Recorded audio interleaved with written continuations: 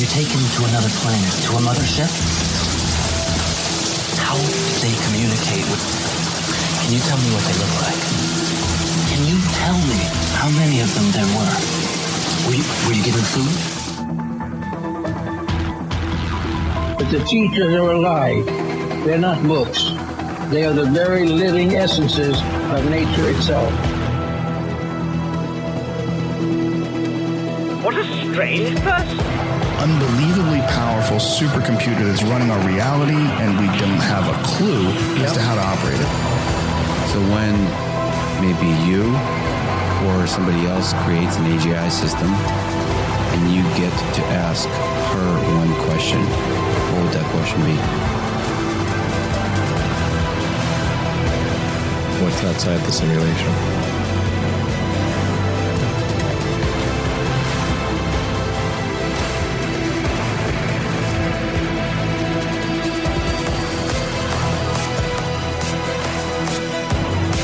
Say in your mind, say to yourself, I am more than my physical body, because I am more than physical matter. I can perceive that which is greater than the physical world.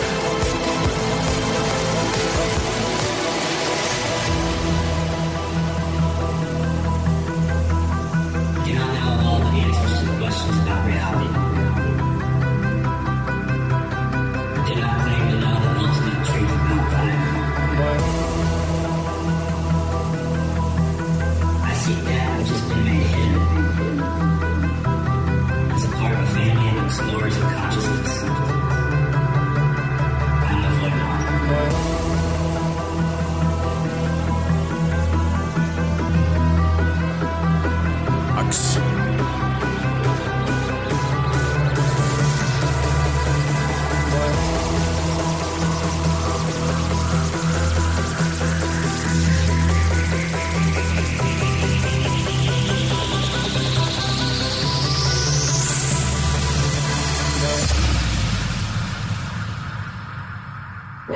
Welcome to Lighting the Void.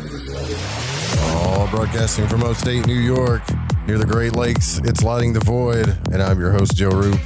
We are live on the Fringe FM, KTLK Digital Broadcasting at fringe.fm, also on KFSA News Talk. So that's KFSA News Talk is one of our new affiliates. Listen, if you like this show, you can always tell your local radio station to give us a shout at producer@thefringe.fm, or just go to fringe.fm and check out all the shows there, see if they want to syndicate the Fringe Late Night or any of these shows. But this is Lighting the Void every night. For God knows, almost 700 episodes, we've been void walking. And it is March the 24th on into the 25th. And that's right, it's midnight here on the East Coast, 9 p.m. Pacific on the West Coast. It's the perfect time to start talking about the late night stuff.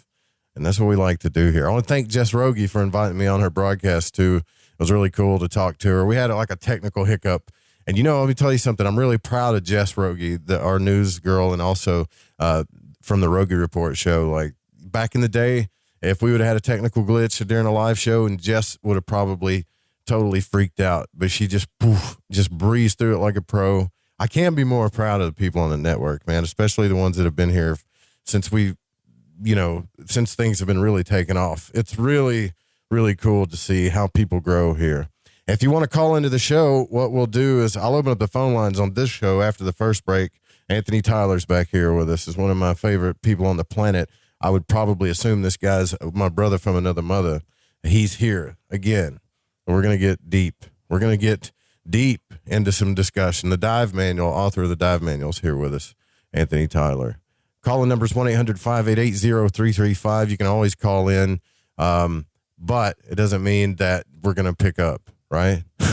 Sometimes I get, like the other night, I forget what show it was, but there were like 3 or 4 callers, and I complained, man, nobody's calling. But I got so into the conversation that I didn't even look at the phones, man. So see, I still got a lot of stuff to learn here too.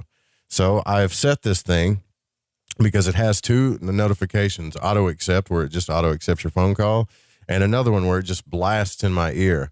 So now when you call in, I have changed this thing to where it blasts in my ear. Nobody can hear it but me. but I will not be missing any more of your phone calls. So that's 1-800-588-0335. I'm so sorry, you guys. I love you. And if you want to go to our chat room, you can go to thefringe.fm/chat room, or go to fringe.fm and just click on the Discord thing. Do y'all heard about, like, Discord is almost, I don't want to get on a rant here, but Jesus Christ, Bill Gates is talking about buying Discord too. Like, the one fun place, every time I find a place that's fun, Bill Gates shows up. He's like that guy that comes to the party where everybody's like, oh, damn. You know, just one time I'd like to have a freaking good time, or, you know, have a few beers and just get through the night before this bitch shows up. And now he's in Discord.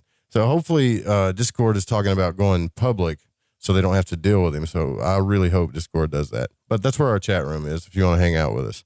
So we're going to jump right into this. Thank you for the patrons for supporting this.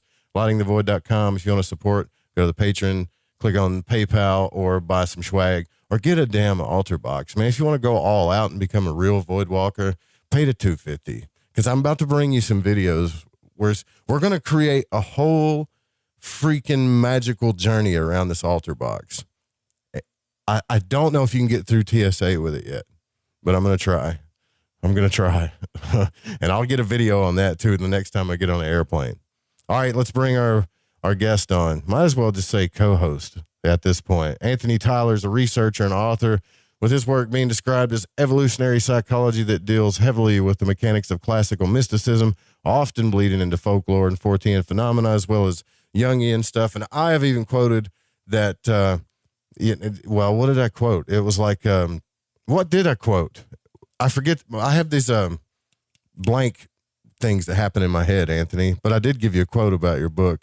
Hunter S. Thompson. Yeah. It was like Hunter S. Thompson mixed with, what did I say it was mixed with? It was Carl Jung versus Hunter Thompson. That's right. Yeah. That's right, dude. Which I appreciate. That was very kind. Yeah, it is. It's a great book. You guys should get the dive manual. If you don't have it, you should get it, because it really makes you think. There's nothing more awesome than being able to talk to somebody that can definitely, I mean, there's people that can talk without bringing confirmation bias to things, right? There's people that can have discussions. Eventually their confirmation bias is going to come out, or their bias is going to come out. Not Anthony. Like, this dude just dives and dives and dives. And I think it's really cool, man. So it's good to have you back. Yeah, well, I appreciate it. The last couple of times I've been on have been a real blast. And yeah, man, we seem to get along real well. I always enjoy talking with you. So I'm sure this will be just as fun. Yeah, and you were on the Secret Teachings too. Ryan said he loved it. He loved having you on, man. Yeah, I was on, excuse me, twice on the Secret Teachings in the last month. So we got to hash out some really interesting stuff there. And Ryan is definitely a great conversation and well informed. So good times over there. If anyone wants to, you can go check out those conversations on Spotify, or definitely on Spotify, and presumably on most other streaming platforms. Yeah, there's been a lot of hacking going on. So Ryan and I share the same RSS feed, and there was a bug that came out, and it's still kind of getting glitched out right now. I don't know if anybody has Android phones that have apps that are just crashing like crazy, but our RSS feeds got attacked, and several other podcast RSS feeds got attacked, and and then Android got under attack. And bro, like, I woke up the other day, and there was typing in my Discord where I would look up, and something that I typed 3 days ago would just pop back up into the Discord thing, and I'm like, what the hell? Like, I didn't type that. And then I started seeing like this thing like TFR-23, and I'm like, what is that? The TFRR? What? So it's somebody that listens to Truth Frequency Radio, which honestly, I don't have anything wrong with Truth Frequency Radio. I think they're a cool station. I don't listen to them, but I was thinking, but only because I don't have time. I listen to Kevin Baker's show a lot though. But I was thinking, dude, somebody is like hacked my Discord, right? I know this is a left turn for you here, but I'm just saying, like, I'm paranoid, right? So I went in and reset all of my stuff on Discord, and it's like, there's a lot of hacking going on out there, man. Whole lot of hacking going on, for sure. It sounds like it. It sounds like it just keeps picking up. Yeah, honestly. it's nuts. It's nuts. Like, why whoever you are, why do you want my Discord? Like, what do you want to see? I promise you can call in and ask me whatever it is. I'll tell you. You can even email me, and whatever you're trying to find out, I will tell you the truth. You don't have to like hack my Discord to find out. Whoever. Yeah, did that. people can regulate all they want, but the internet is still so Wild West. Yeah. It's a strange place. Yeah, so make sure that you send your donations in to Lighting the Void through PayPal. You know, put your credit card information in. It's so hard to ask like for donations and stuff, you know, when you see all that stuff going on. How does that happen? Just before we get into, I'm always wondering, like, how do they hack? They hack people's Gmails, they hack everybody's stuff, but for the most part, they never get to people's bank accounts. They do every now and then, but not like they do like passwords or get into your account. It's just weird. It's really weird to me. Why not go all the way?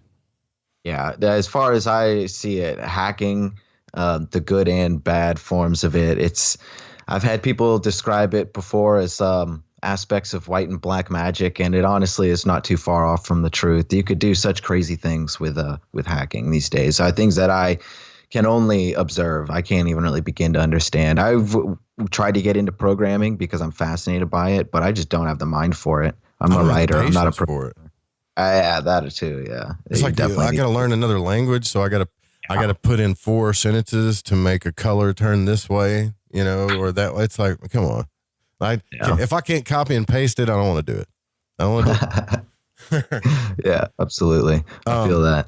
So how you been, man? What you been up to? Like, what's your mind been on here of late? Other than the mundane, regular life things, I am currently working on a new manuscript. That'll be out sooner rather than later, but I couldn't give a date yet.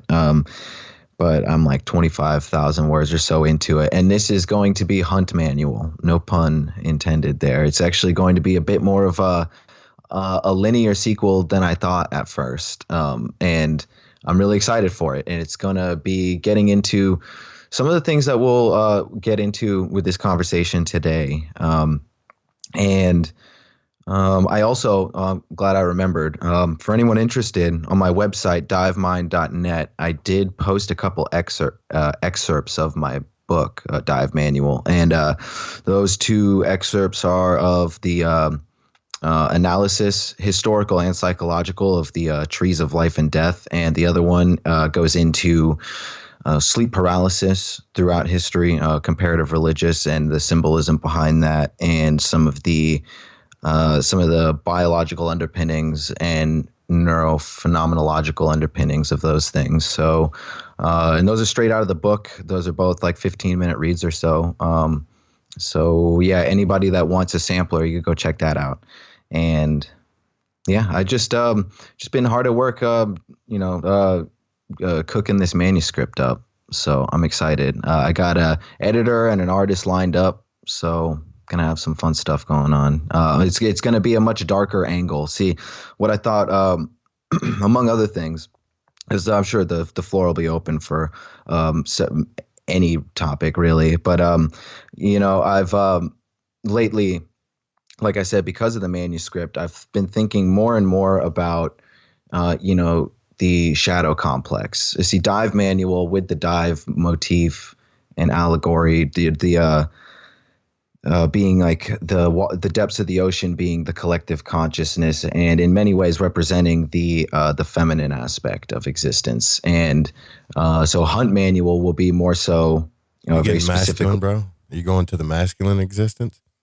A bit, but it's not full blown like Divine Father. If Dive Manual was about the Divine Mother, this will be more particularly about the shadow itself. Hunting being, because here's the thing. So the hunt allegory will be, it'll be a bit more involved in this, but the standard boilerplate is hunting your demons, because there's a difference between, and I think this is lost a lot these days, especially with the ideas of God and Satan. There is a difference between the shadow in this, when you consider the light and dark symbolism in metaphysics. There's a difference between the shadow and good and evil. There are intersections there, but oftentimes people tend to clam up when, because you talk about shadow work and they don't want to go down that road because it's like, why? Exactly. Why? Because I don't want to get in that darkness again. I don't want to go down that road again. I've done it too many times. And it's like darkness, evil. Like, are you sure you're doing shadow work, or are you just trying to find out all of the negative stuff that makes you feel bad? That's not exactly, I mean, in my opinion, shadow work is different, but what would you like define shadow work as? Well, that's a great starting point because I would totally agree with it. And shadow work, we've touched on it a little bit in our conversations, but it's been peppered in with other things. So, shadow work in the Jungian breakdown of the psyche, there are 4 components from which the archetypes stem from, and there is the mother, the father, the persona or the logos, and then there's the shadow. And the shadow is everything. It represents all that which the brain may process, but we're not aware of. It's all this raw, uncollected data, and you could very much say it. It's very much entwined with the collective consciousness, and this is the whole thing that the alchemists were getting at with the, because it's been the common misconception throughout history that, and I mean, in some cases, it wasn't even a misconception, but the idea that the alchemists were devil worshippers and black magicians, and were getting burned at the stake in these things. And it's because of a certain preoccupation with the shadow, but it is not for these, let's say, just to give the easy example that everyone's mind can grab onto. It's not for these like Crowley type reasons. The shadow work at its core is wrestling with that which we do not understand about ourselves, and that's not always an easy thing, and that can be that could definitely take us down some dangerous, existentially dangerous routes. And the 2 best examples I like to give of the opposite spectrums of the shadow is Mephistopheles in Gautier's Faust. Mephistopheles is essentially the devil that, because there's the whole thing about him being in the Mephistopheles being in the court of heaven at the beginning of the play, but for all intents and purposes, he is the devil for Faust, and that's the shadow run amok. And then you have the ideal version of the shadow, which is personified by Virgil in Dante's Divine Comedy, because Virgil is not exactly of heaven. And he's technically in hell, but he's in purgatory.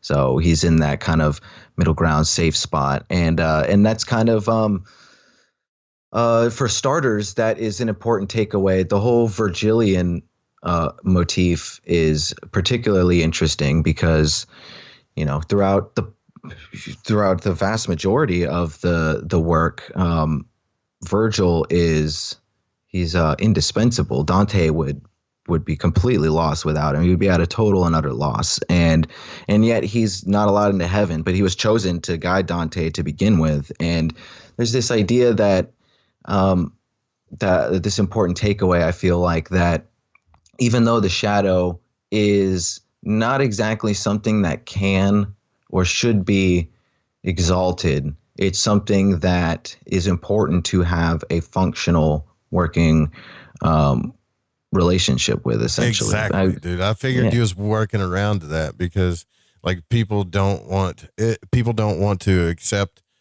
the things that about themselves. So you're putting this boiling pot of society, right? And you're around all of these people that are uniquely different, but being structured in a way, like, because I do a lot of this work through relationships. I figured that out about myself, that a lot of this stuff comes out through relationships and me, of all different types. And so you're like in this boiling pot of all these different unique people, that people have all these agreements how society's supposed to be, and they've structured governments and corporations about and ideas, morality, etc.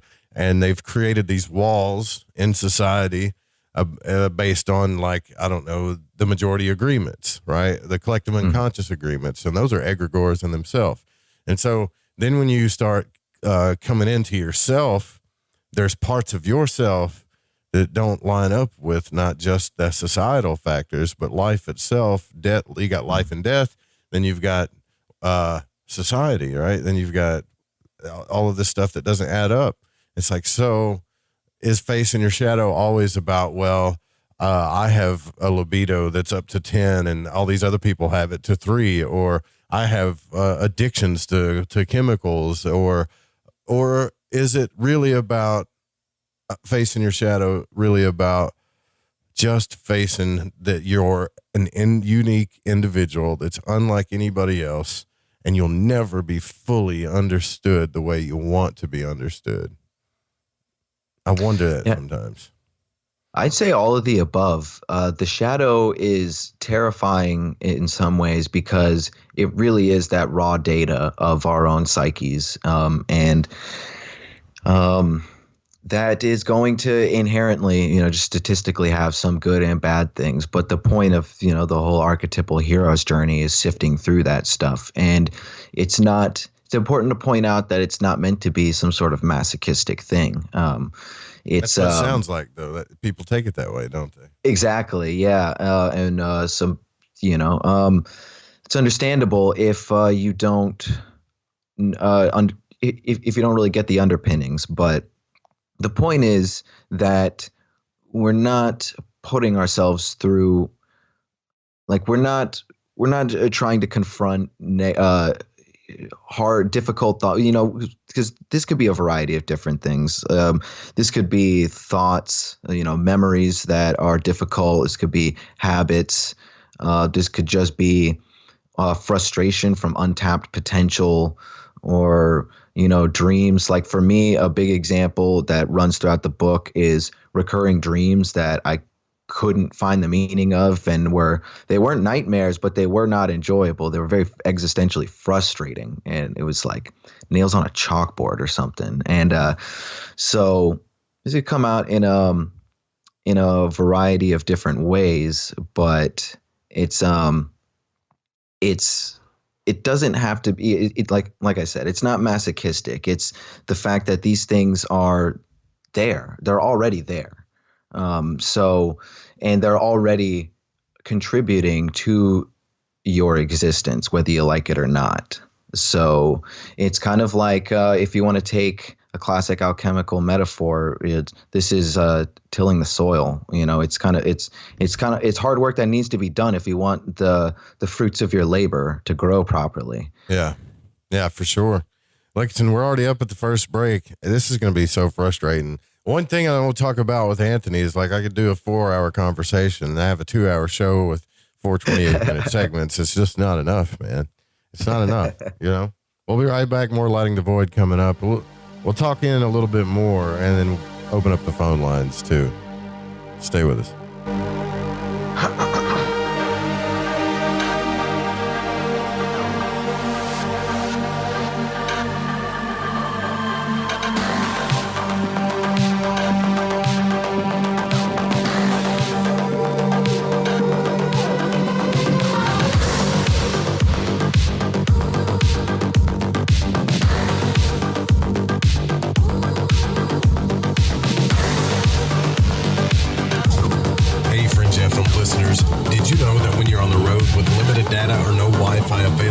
Still listen to every minute of the Fringe FM by calling 701-719-3971. No smartphone app or internet needed.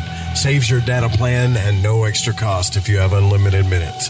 Call 701-719-3971. That's 701-719-3971. Listen to the Fringe FM on any phone, anytime, anywhere.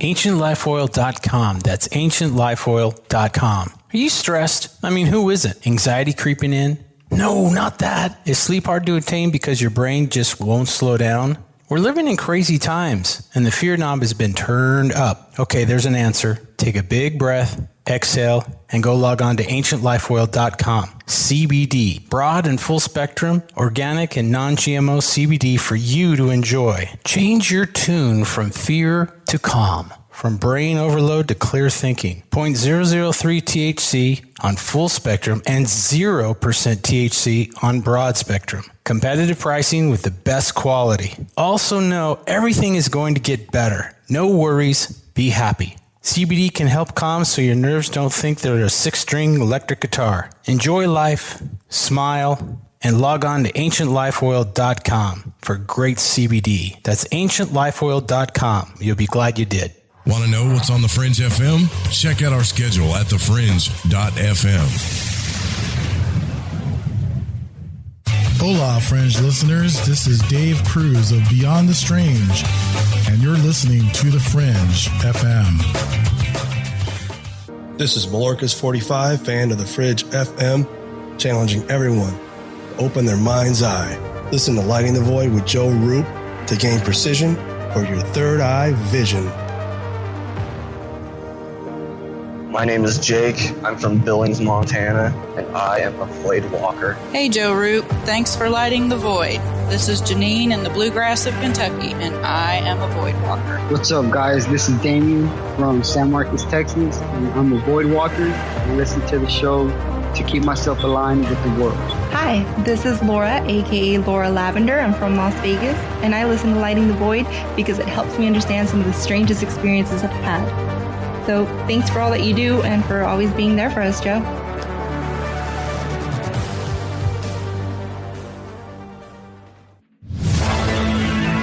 Hi, this is Kronox from Belgium, and you're listening to Lighting the Void with Joe Roop.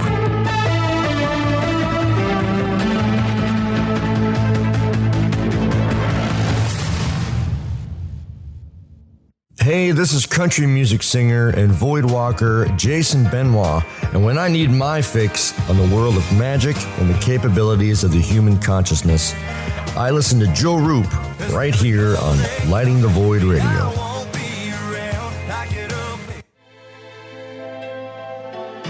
Born out of the alchemical tradition of Paracelsus is a medical tradition called Spagyria. Though not many people practice this work today, Phoenix Aurelius has been researching and teaching this work for the last 15 years, and he needs your support. Hi, I'm Phoenix Aurelius, and I'm the founder of the Phoenix Aurelius Research Society, where I perform modern scientific research on the methods and techniques of Paracelsian alchemy and Spagyria for health, wellness, agriculture, ecology, and more. All my work is 100% funded by the public, so if you like what I'm doing and you want to support my research, please consider making a purchase of spagyric medicines from my apothecary, fund your own spagyric IDF wellness research, or participate in my group study or one-on-one immersion courses so that you can learn how to perform this work for yourself. I want to thank you in advance for your support. Visit thefringe.fm/alchemy research and enter coupon code FRINGE and receive 15% off anything and everything on the website. That's thefringe.fm/alchemy research. And thank you for doing your part and keeping alchemy alive in the modern day.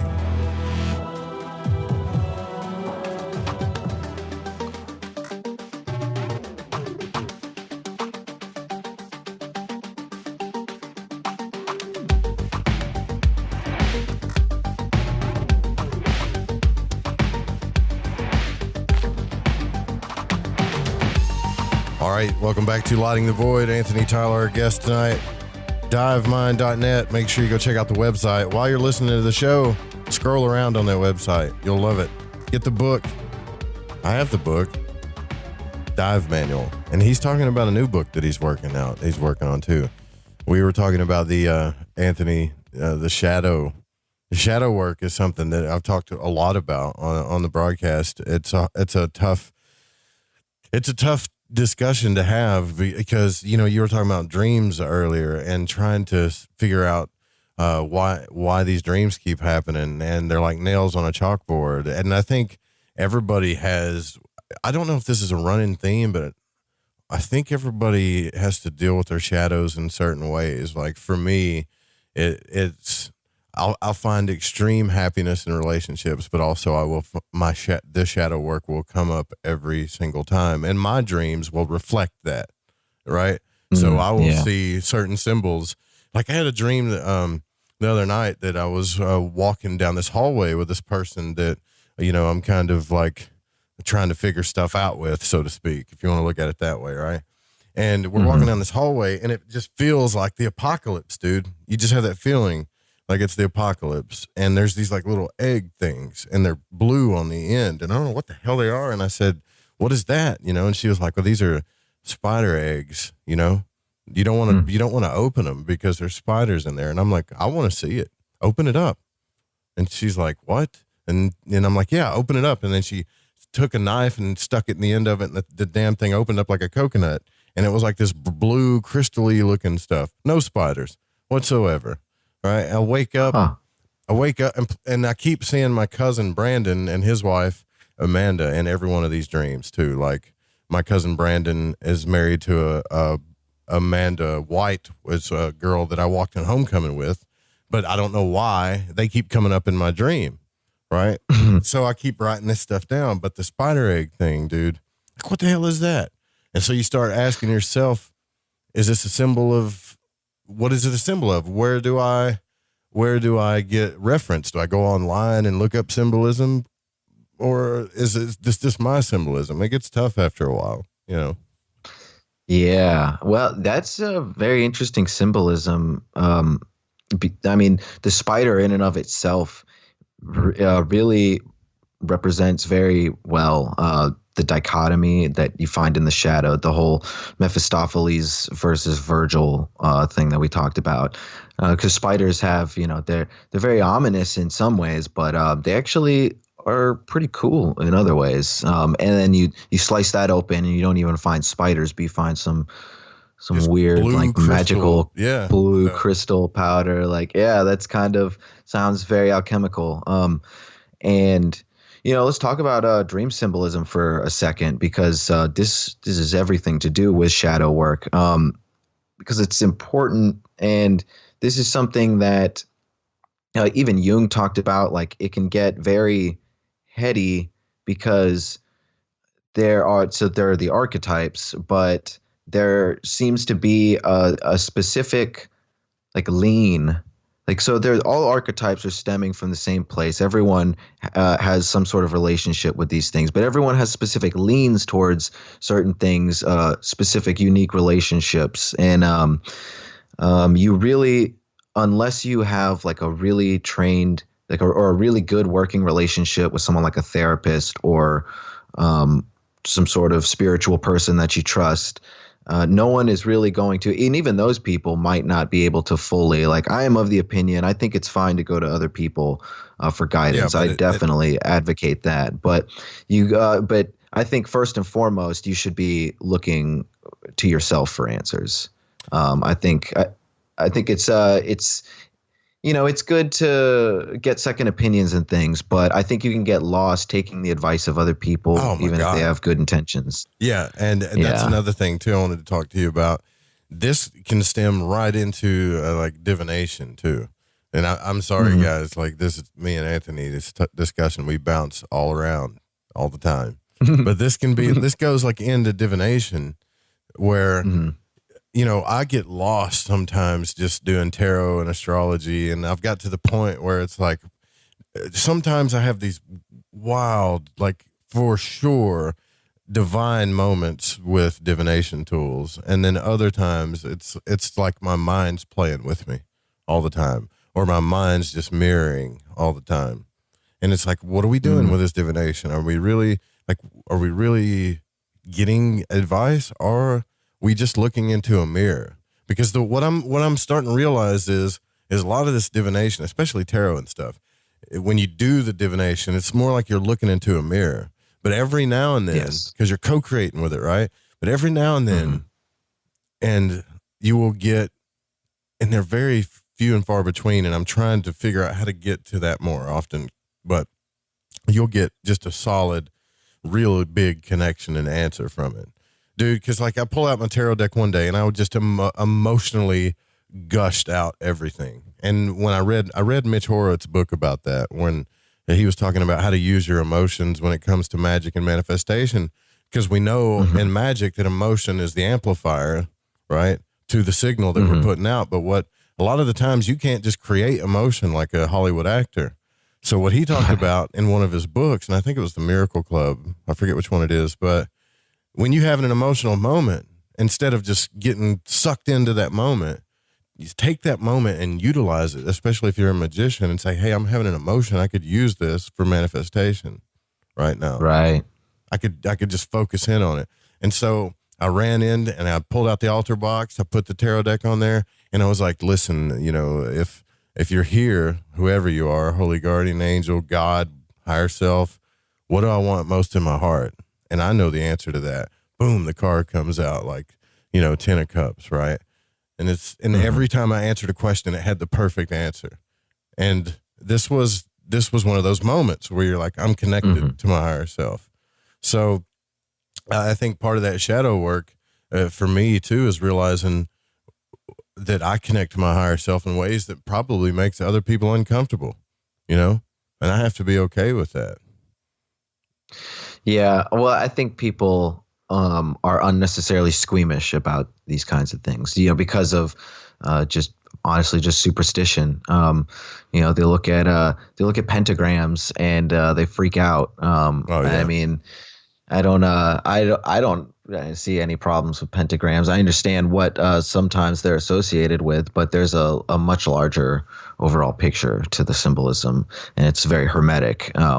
That's just one example. And, you know, we talked about before in our prior conversations, V.S. Ramachandran's work with the phantom limb syndrome and learning to project the reflection of the phantom limb into a spot where people are missing their limbs, and it actually creates this cascading, very notable therapeutic effect. And in the same way that you said tarot is a mirror, I would expand that, because it absolutely is. The divination in and of itself is a mirror, and that doesn't take away from the efficacy of it either. I think it just helps explain it a little bit more. It really is like this mirror box where you're learning to magnify different aspects of yourself that would not normally have animation or not the same kind of animation at the very least in your everyday life. It's just like exercising different muscles. Like unless you kind of take out some sort of workout routine, there are a lot of muscles that don't get worked in everyday life, and it's the same thing with the psyche. But for dream analysis, it's important to mine out what your personal relationship is with the symbols that you're manifesting in these dreams. And, you know, it's, there are certain places like, I always refer people to ARAS.org, ARAS. It stands for like Archetypal Research. It's a foundation. It's a Jungian foundation. It's really thorough as like a symbol dictionary, very scholarly. But to get to the heart of things, you got to make a list of all the nouns, like all the symbolic things in your dreams, and then you have to go look at a scholarly symbol dictionary, because there are many that exist, and consider and take that objective definition into account. Then you also have to take into account how you feel about that. What is your initial reaction to these things? And you plug that in. You know, it's just kind of like a weird Mad Lib game. You just kind of have to take each separate piece of the dream, just think about it a little bit, just put a little thought into it. What is the context of these things? And then when you go and look back at the dream with all of the referred context to all of these little different plot points, it really expands. I mean, this is what therapists do during dream analysis and things. So it's good to find, like I always tell everybody too, man, I think everybody should have a therapist. And I'm a big fan of Israel Regardie's books, you know, and he was into basics, you know, ceremonial, Golden Dawn, magic. But in the beginning of his books, and the Tree of Life too, or before you even started a magical practice, because he knew that initiating these elemental forces was going to cause you to go through your shadow. It absolutely does. Initiation causes that. And we're all going through it, but it's more of a focused initiation in this sense. And he said, look, I highly recommend that all of you, whoever's doing this, to see a therapist, and a therapist specifically of a Jungian type, not Freudian, but more of a Jungian therapist. So he wanted people, as they went through magic and the Golden Dawn and stuff, to have a regular contact with a Jungian type therapist. One, so they don't get lose their mind about what magic is and get, this what is it called, megalomania, and or start losing their mind or slipping. Get caught in delusions, things like that, right? Because while you're reprogramming the structures and software of your mind and your psyche through magic, you also need to understand that that's what you're doing too, so that you can navigate these realms, right? Instead of thinking that it's this fantasia type thing, because you don't know the truth to that. Even a lot of magicians don't really know the truth to the specific where the power stuff comes from. All we know, and you could disagree with me, but I feel like all we know is there's this place where all minds are connected, and it's been called the collective unconscious. It's been called the astral realm. It's been called the spiritual realm. It's been called all kinds of things, but that place has symbols, energies, and egregores that we bring down into the physical realm, or we express through our physical life. And that's the only thing that we really know for sure in the esoteric world, right? That's what we kind of believe. But trying to define it is rough. It gets hard sometimes. Yeah, it really does. And I think that is the heart, that in a sense is the heart of the matter. I think that these things, by their nature, it's almost like it's like a lock you have to unlock, essentially. You have to wrestle with, you have to come to terms with the differences between sanity and insanity, and the subjectivity and objectivity, because these things with shadow work, things can. So I'm not like a superstitious person, and I am not quick. I try to lean on the skeptical side. That's great. Just for due diligence sake. But I am very fascinated with demonology, as some of our conversations will show. We talked about serial killers and these things a little bit, and so I don't demonology in the sense that you just want to study the different types of demons, or demonology in the sense as how they work magically? Well, see, I definitely don't work with them magically, but I'm very interested in them for like diagnostic reasons. Or archetypally speaking, it tells us a lot about the more Mephistopheles versions, that side of the shadow, because again, since all of this are things that we do not know, there's going to be good and bad in there. And part of this is kind of like the hunt metaphor, is you have to go out there and vanquish these things in some sense. You really do, because you can't take a passive approach to them. And if you don't go out and separate the wheat from the chaff, then you're not going to have your wheat. It's just as simple as that. Well, that's the story of Solomon, and there's other metaphorical stories too. Even Jung, the archetypal stories. There's a lot of stories, but I know Solomon's story specifically for having demons that have certain names. Now that would they put that in the Apocrypha, but there's a story that had demons that they all had different names and they all had different functions, and his whole thing was to overcome them. Put the demons in a brass vessel. And a lot of people that get into magic, when they practice magic with demons, they use the demons. But that's one way to do it. But the story itself wasn't really using the demons. It was coming to terms with the demons, knowing that you have a certain archetypal power over them through these energies that are connected to you on the high, and putting them in a brass vessel, but also it's like a different approach to them. You don't look at them like they're just these evil bastard things. You look at them like, well, there's this archetype of or hierarchical structure of low vibrational things that do what we consider bad, and high vibrational things what bring us together in love. and they have all these different names and stuff, you know, and I need to put them in a vessel and leave them there because I can't kill them. I can't destroy them. They're always going to be there. You see what I'm saying? Absolutely. Yeah. Solomon is a very fascinating symbolic character. And, you know, that's another great point to bring up is that while there are people on one side of the spectrum that don't want to dabble with this stuff just because they're afraid for just a lack of understanding of the full situation. And I mean, and it's not to be something to, it's not to be taken lightly, no pun intended either. But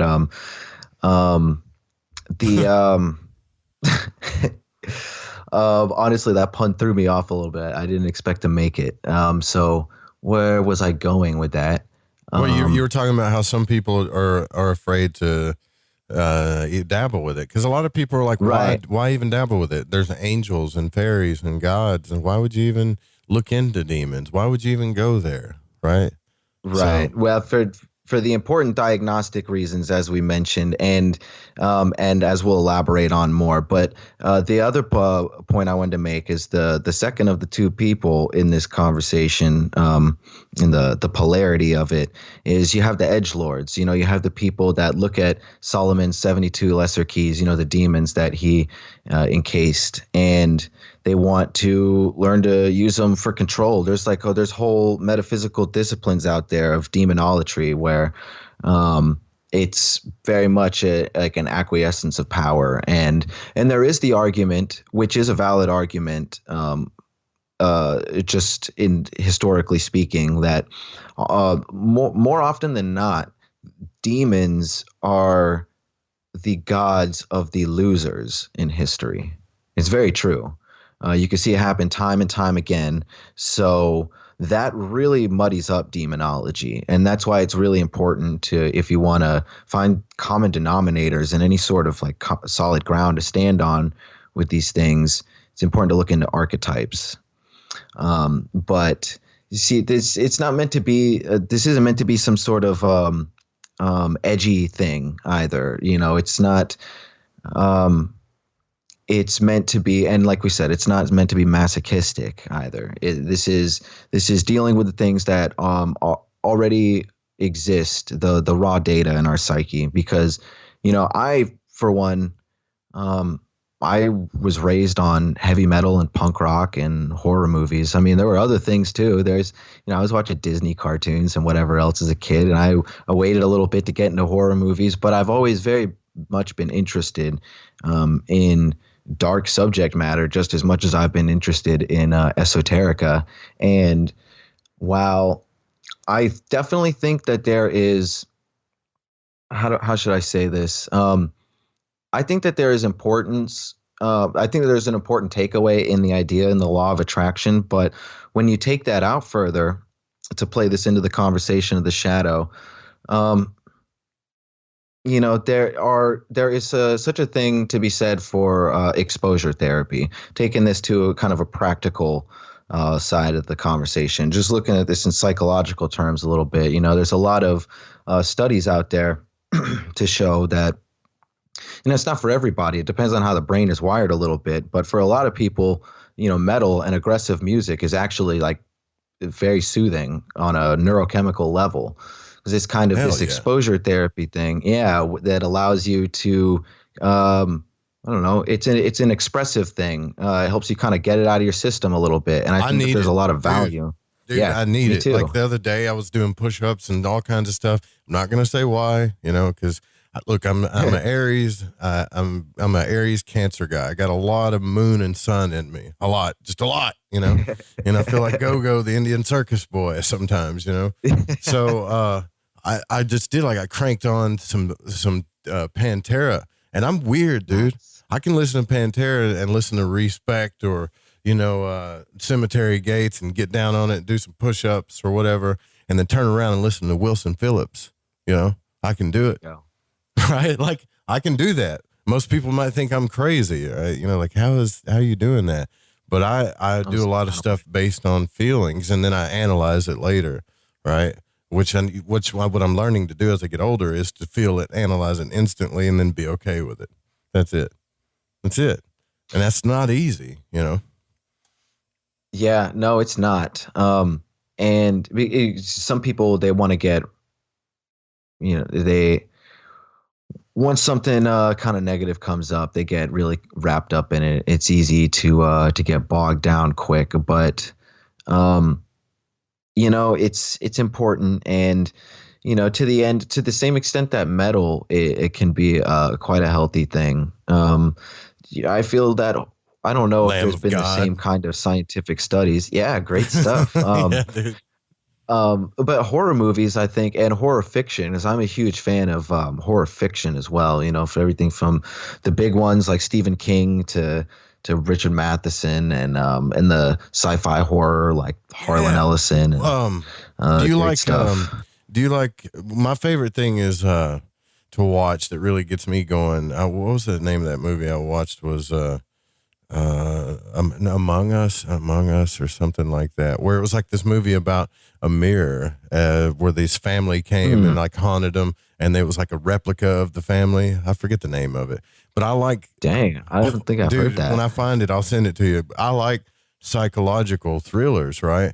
And I'm talking to this friend, and like, I don't know why you can't just be nice. Like, why do you want to like watch this stuff? And it's like, I don't want to watch the gore. I don't want to watch somebody get hacked up. Like, I don't have that issue, but if you do have that issue and you like watching that stuff, that's great. But I like to be a little afraid and analyze it and be psychologically thrilled that way a little bit. And I don't think there's anything wrong with it. Because if I don't feed that, I'm going to go crazy. I got a little, maybe some people call it demon or whatever, but I got a little dark side thing in there that's like, feed me. I'm here. I want to watch this stuff. I want to listen to metal music. Right. I want to do some other stuff, like, and if you don't feed me, it's going to come out in a different way. And I have to pet it and go, okay, I got you, man. Like, and be responsible about it. Know how it's going to affect me and other people and all this stuff. I think it's part of it. Right. Oh yeah. Well, and here's some important points to make, like, building off of what you just said there is, I'm going to have to paraphrase it, but there's a really nice quote that I've seen online before. I think it's just from like a website or something. I don't even remember what it is. I should know so I could plug them. I'm not even familiar with the site or anything, but it's something along the lines of, if you're not capable of great violence, then you're not peaceful. You're harmless. You see, and this is a very Jungian sentiment, and this is actually, while I am not a huge fan of Anton LaVey, I do appreciate some of the aspects of the atheistic kind of rebellious Gnostic Satanism. It's rebellion all the way to the bottom, though. Absolutely, yeah. But the idea behind it, and again, it's better to reference Jung, but LaVey does dabble with this kind of sentiment, is that there is a darkness in us all. That's just the fact of the matter, and that we all have an existential responsibility to make sure that darkness is Virgil and not Mephistopheles. There's an alchemical process.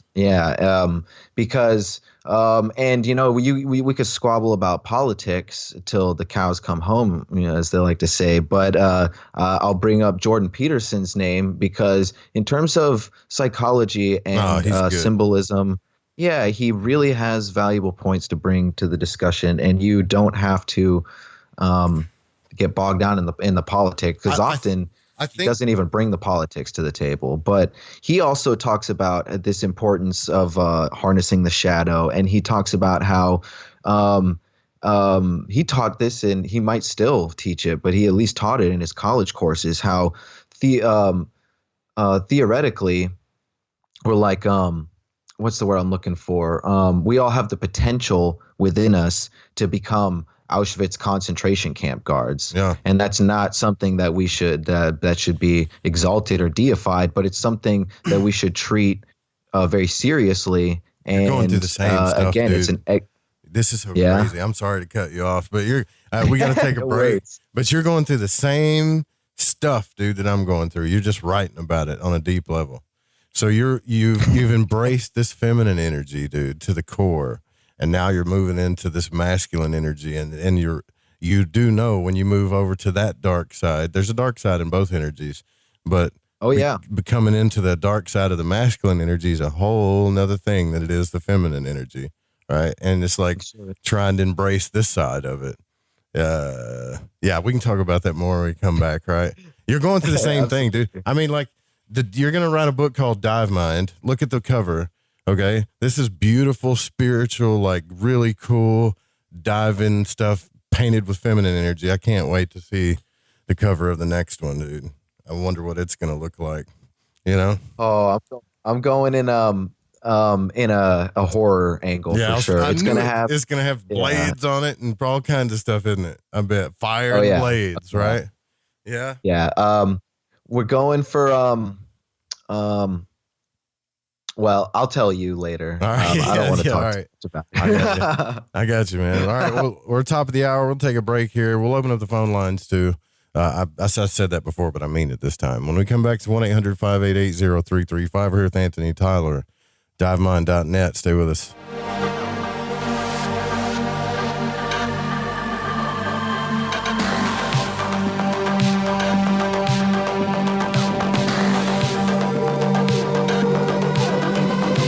Yearns to delve deep into the realm of the unknown? I aim my satellite straight into the night sky and catch a smooth ride on the KTLK-DB radio waves. I tune into Lighting the Void with Joe Roop on the Fringe FM. Joe, Lighting the Void is the best show on the planet. This is Barney, your friend from Facebook. Thank you and all the crew for all you do. Namaste, my friend. This is Macon from the foothills of North Carolina, and I am a void walker. G'day, void walkers. This is Lily from down under Australia. The world may be small, the enigma is greater. So let your curiosity take you for a journey with Joe Root. Hey, this is Fee, coming in from Central Maryland, and I am a void walker. This is Kevin Doherty, a beginner void walker. I'm from Vancouver, BC. I know a little about a lot, and as Leonard Skinner said, I guess the rest. I learned a lot from Mr. Roop in the show, and heard it from the beginning. I knew right then he was going to be a new Art Bell. Thanks for all your shows, and keep it up. Hey, this is Derek from Mass, a.k.a. the Night Stalker, and I'm a void walker. This is Mark from Chicago, and I walk the void to ascertain what is consciousness. My name is Jared Johnson, and I'm from Humboldt County, California. I do not know all the answers to the questions about reality. I do not claim to know the ultimate truth about life. I seek that which has been made hidden as a part of a family of explorers of consciousness. I'm a void walker. Thanks, Joe Rube. This is Barbara Charlton from Metaphorical Archaeology. If you've ever had a traumatic paranormal experience, the effects of it may stay with you for years. Who do you talk to? You can't go to conventional help. What we do is we use emotional freedom techniques or tapping to actually neutralize the effects of that event. Maybe when you tell the story now, your heart races and your palms get sweaty. You don't even want to think about it because you don't know how to neutralize that. That's what EFT tapping does. It neutralizes those emotions. The circuit that was recorded on is gone. The energy flows freely and you're free of it. And that's what emotional freedom is all about. We offer this as a pro bono service, but this is something that I offer because no one, it seems, is helping people with these experiences. If you'd like to reach me, it's really easy. My cell phone is 214-995-3754. Please leave a message. I will get back to you as quickly as possible. Or you can email me, barb.eft@gmail.com. And EFT stands for Emotional Freedom Techniques. Reach out to me. It's confidential. This works. You won't believe the results. Have you heard of heavy metals? Yeah! I'm not talking about the heavy metals in the junkyard. I'm talking about the heavy metals that build up in your body. Heavy metals in your body can make you feel sluggish, fatigued, and just plain off.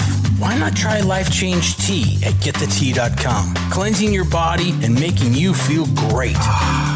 Cleansing the inside of your body of intruders that sneak their way into you and set up an intruder camp. Life Change Tea helps remove unwanted intruder camps.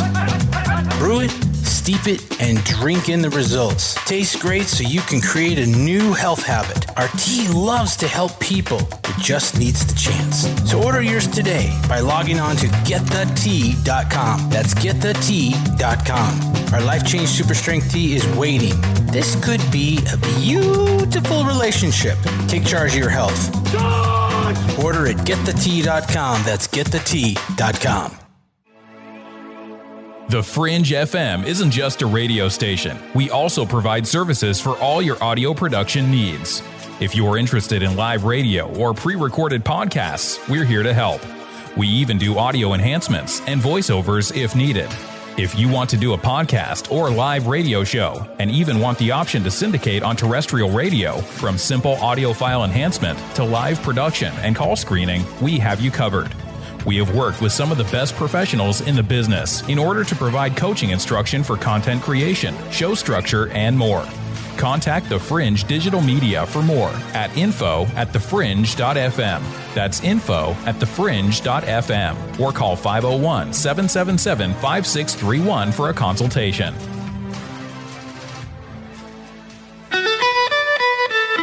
From the Kingdom of Arkansas, you are listening to Joe Roop and Lighting the Void here on the Fringe FM.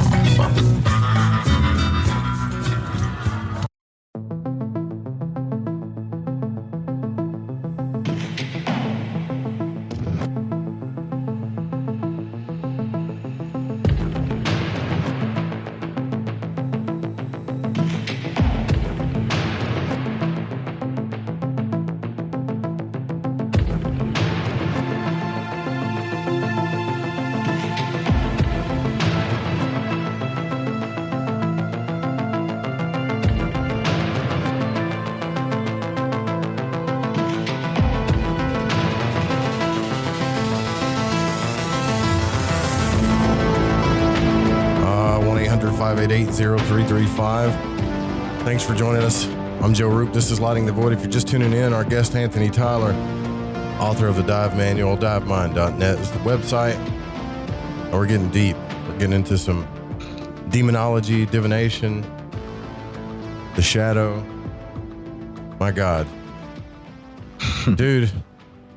So here's the thing that I've been trying to tell a lot of people about Western occultism. It could be Eastern. It could be, I don't even know why, like Chris Knowles was saying on the Union of the Unwanted, the occult, it really isn't that hidden if you decide to study it. It's not that hidden. Mm-hmm. But balancing out your nature, then realizing that you have this masculine and feminine force inside you, realizing you have to come to terms with it. And we're all different. We all have different levels and all this stuff. It is such a damn struggle. But the rewards I feel for mastering this, if you learn to master this, regardless of the suffering it may cause you, if you learn to master this, it will give you a sense of freedom that nothing can buy with money. That nothing can, I really don't believe, this is what the magician card is about. It's a sense of freedom that is empowering and surrendering at the same time. And I feel like me and my brother here, Anthony, are exploring the same energies in different ways. Like, you're a writer. You express yourself through words and text, and I just jab at the mouth. But either way, we're going there, right? Like, absolutely. Are we the same age? I wonder that sometimes. How old are you, by the way? I am 25. No, you're a lot younger than me. Damn. So you're going through what I'm going through at 25 years old. So by the time you're my age, you're going to be a freaking dude. You're going to be a guru, man. But you know what you're talking about? Like, you know what you're talking about? Even the gurus, I listen to these gurus and they're like, oh, this all is one. And, said guru, and we're all one, and it's all peace and love and happiness. And you don't have to mess with any of this negativity. No, but have you ever talked to anybody that's been an understudy, especially a woman that's been an understudy under a lot of these gurus? Not saying he's one of them, but you'll find out that they have kind of like concubines after they do their classes. right? Oh, right. You know what I mean? Yeah. So they're preaching to everybody Especially when about, you get into cults. yeah, love and light, and they're in the lotus position. They got crowds of people they're talking to. They got 6 or 7 girlfriends, behind the scenes that they're using and abusing in a weird way. Like, I'm not saying that dude does that, but I know for sure that stuff happens. So I feel like Carl Jung, man, went through a lot trying to explain to the world that everybody has this part of themselves that they don't deal with, not just on that level, but on a lot of levels. And it's hidden, it's just hidden and buried, and everybody's scared of it in their own way. Absolutely. Yeah. And to give a little bit of additional context to people who don't know, to consider like the allegorical physics, the psychological physics of the masculine and the feminine, Jung liked to put it, and so did the alchemist, because he was essentially interpreting in a psychological way what the alchemists were doing. The feminine, a part of our experience, is the soul. That's kind of our essence, and the masculine would be the spirit. It's the output, because to boil it down into other simple terms, the divine femininity would be passivity, but in this maternal sort of way, this growth in the womb, allegorically, and then the masculine, the father, is the spirit. It's the action. It's that which comes from the womb, essentially. So, and so because of that, you're going to have aspects of the shadow that deal with both the masculine and the feminine. And I would say that dreams are, this might not be the only way to split the symbolism, but I can say this is definitely one way to look at it. Dreams are often much more of the feminine nature, I would say. And I often I'm of the opinion that this Fortean phenomena stuff is very much indicative of the shadow complex of the psyche. And I would consider a lot of the engagement that we as a species have with unexplainable phenomena to be this sort of masculine aspects of the shadow. Because now I believe I know we've at least talked about this subject a little bit on the show. The idea that I think that certain things certainly can become transphysical, and UFOs are a bit of a secondary slice of this discussion because it involves a bit more analysis. But generally speaking, you look at cryptids and these things. I think that in the same way that religious holy people can throughout history, not just Catholic priests, but they can bear religious wounds and strange, unexplainable markings on themselves. You see this with abductees, and you see this also with a lot of possession cases, because we could talk about the woo-woo. There's a lot of woo-woo with possession, but when you look at the very staunch historical tradition that's maintained within the Vatican, and we can get into Vatican corruption too, but if you just there are a lot of different people talking about these things. There's even a psychiatrist today. You can find the book on Amazon, who is a practicing psychiatrist who's very well established and successful for decades, and he's actually worked with the Vatican in trying to distinguish mental illness from these anomalous cases of possession. And what he says is, what's his name? Dr. Richard Gallagher, that's his name. He says that there are, and this is also, I've looked into what Manly P. Hall, as well as Jung, has to say on these subjects of demonology. And there seems to be that when you do this shadow work and you become overwhelmed and corrupted to a point where the neurosis and the trauma, it's all bubbled up to the surface. And, for the reasons that Israel Regardie recommends, even adepts, going to a therapist. It's just when you're doing this work, it's important to make sure that you don't drown. Essentially, you want to tread water, and it's easy to do, man. It's easy to drown. It really is. Yeah, it's easy to do because I know that this initiation thing is real. Like, I don't know if it's psychosomatic to the point where we do it because we believe it's real. I don't believe that, because when I got into magic, I always thought it was just, learning to come into the higher self, and I'll get these really cool things along the way that'll teach me how to manifest my reality. But essentially, the whole journey of it is to come in contact with what they call your holy guardian angel, which is to merge with your higher self in a systematic way that causes you to initiate emotional issues, intellectual, psychological issues, physical issues that you need to deal with, and your will and creative force, and it wants to bring them in balance, and it causes all this kind of thing to happen, which that is life, right? That's what life is in a way.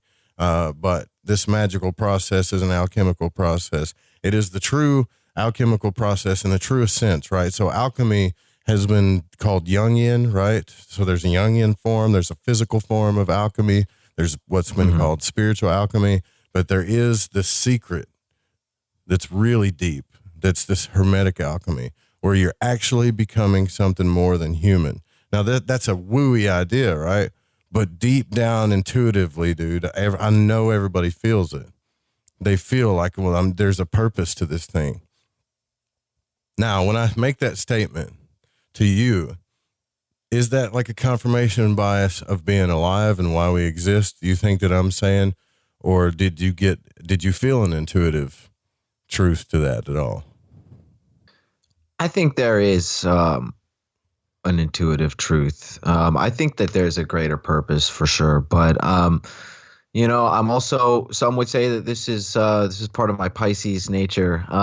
I seem to have just as much optimism as I do cynicism. So, in some sense, I see things as well, this is why I'm very interested in chaos magic, because things by their nature are very chaotic. But I think that there is, honestly, this highlights the process of shadow work very well in and of itself. The ideas behind chaos theory is, yes, that the world is inherently chaotic, but also that that there are natural inherent patterns like encoded in these things, the needles in the haystack, and that if you sift through the chaos, you can find these underlying patterns, and there's limitless potential finding patterns in things that you didn't see them in before. I mean, that's the adaptation process. Well, it's like sacred geometry too. You see that in the universe. Right. You see how perfect that the earth has to be to make life mathematically perfect. If it was off in any kind of way, whether it's our atmosphere, the distance from the sun, the ecosystem, how does this chaotic universe create something mathematically perfect for human life, right? So there is order in chaos too. Right.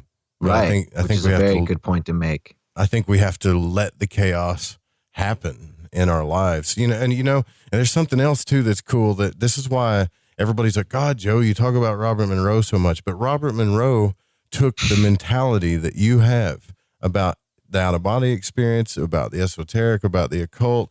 Everything to him was, I just want to get to the heart of the matter. So I'm going to write down constants and variables and treat everything like a scientific experiment, and I'll speak about my intuition, but I'm going to let you know it's my theory, right? Mm-hmm. And he did come to some fundamental things that he could see. Like he spoke about it. Like sometimes I was so focused on the trees that I didn't see the forest. And a lot of time the forest was a real truth in that forest. And maybe that was all I could know. And what he did say is that after talking to all of these people, when they went under and went through their out of body experiences and stuff, that toxicity, negativity, and the shadow, right?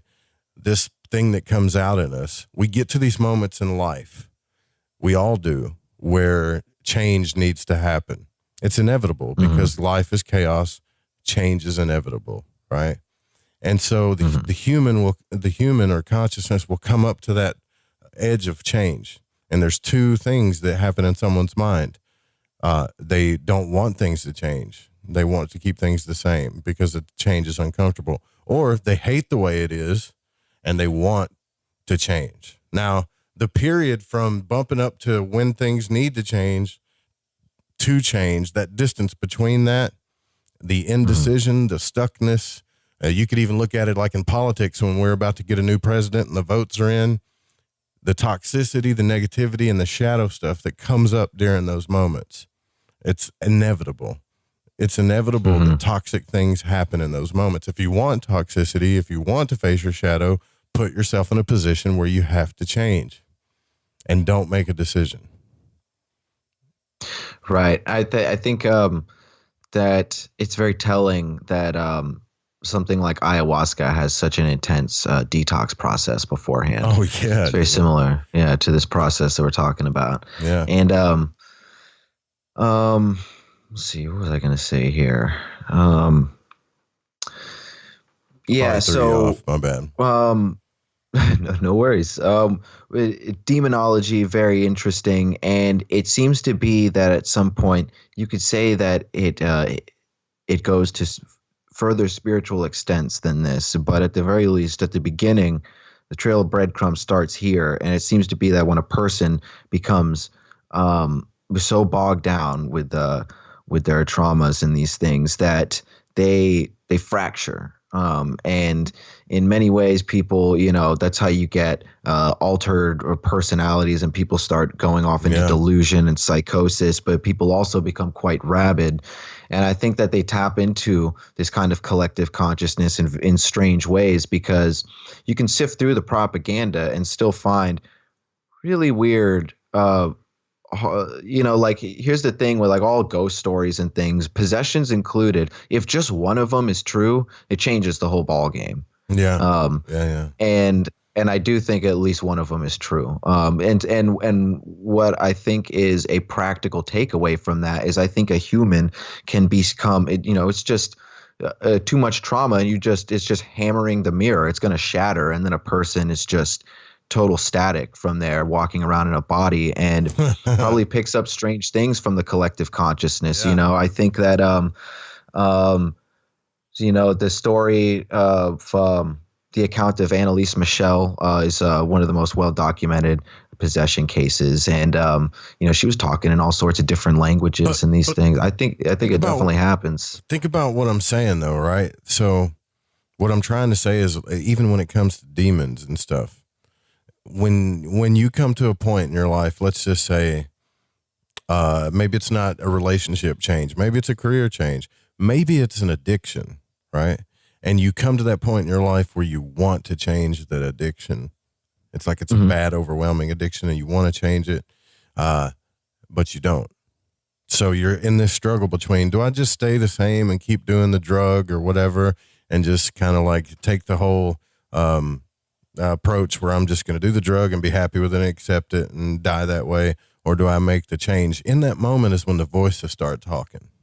At that moment is when you're the most, while you're waiting on that change or that decision, at that moment is when you're most subject to demons, voices, negative self-talk, the stuck feeling, the chaotic feeling, the vulnerable feeling of your psyche.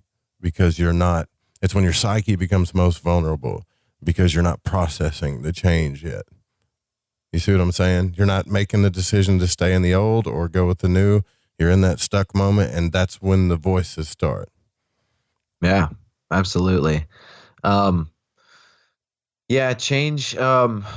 It's everything in the alchemical process, and you have to be aware of what's happening to steer it in the right direction. And I feel like in the bigger picture, what you're talking about is essentially the aspects of the shadow that are because there's two parts of it, like we keep talking about, and the better part of it, aside from just being Virgilian, is not something that is not something that's evil, and it's not demonological in this possession sort of sense. It's like the sort of like wounded aspects of us that have been dejected and cast aside. Because, here's the other thing. Aside from just evil, we talk about change and these things. Another clear representation of the shadow in our society and culture are the homeless. Yeah.